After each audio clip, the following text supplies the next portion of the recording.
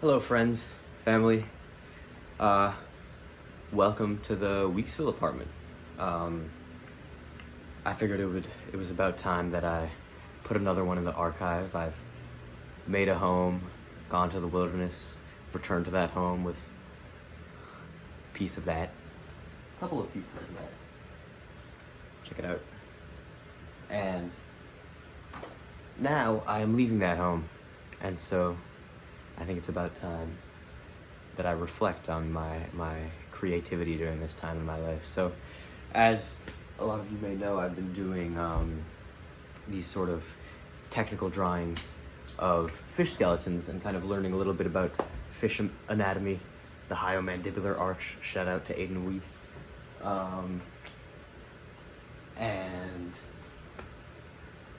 yeah, it's been real.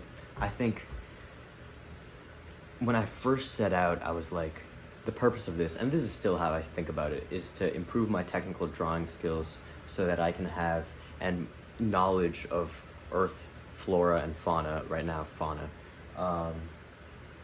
so that I can have sort of tools with which I can world build, right?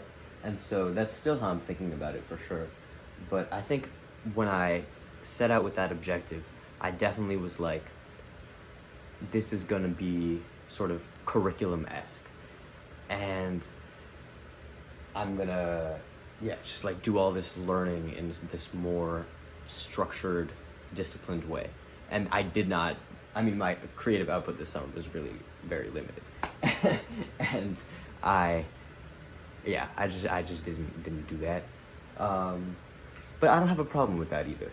Like, I think, like, there's so much curriculum in my life, and it's a wonderful thing, because it's like, with that discipline and with that structure comes, it just makes you learn, and there's so much new stuff entering your mind, and you're making all these connections in a short amount of time, and it creates just like all these teaming interactions between the new things given to you by just like the volume of stuff that you learn when you're learning in a more structured way. And when you're just kind of chilling and doing more expressive stuff, like, it's not really like that. But also, you need to have multiple speeds in your life. And so I think it wouldn't have worked out well if I had tried to do truly tried to do like a curriculum-esque sort of thing this summer with the technical drawing.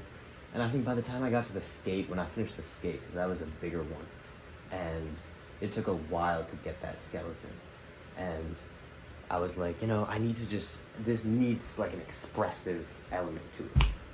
And so that's what I did. I just did like some of that asemic writing, ink spill sort of shit that I've been doing since high school, and I enjoy that, and it was fun. And I was like, we need to keep on going with this. We need to bring some color into it. And so I love working with the water. It's much more tactile, physical experience than, the slower shading with the microns. And so I've been doing like making kind of watercolor and pen textures like this, and then putting fish with hyostilic, which is the oldest kind of jaw suspension, jaws, on that background. And they're all saying something. And that since the skate, actually. And that I've enjoyed a lot, because it's like, I'm bestowing this animal with something that's so human, like this sort of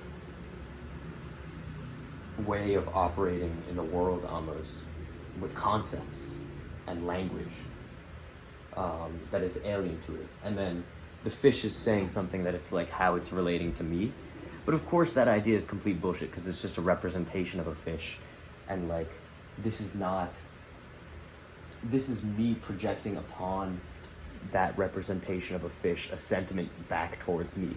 So it's really just me talking to myself from the fictional eyes of an animal, because the true eyes of an animal do not reserve a special look for man. They treat all with the same attentive and weary gaze. So, my art is bullshit. But it's fun.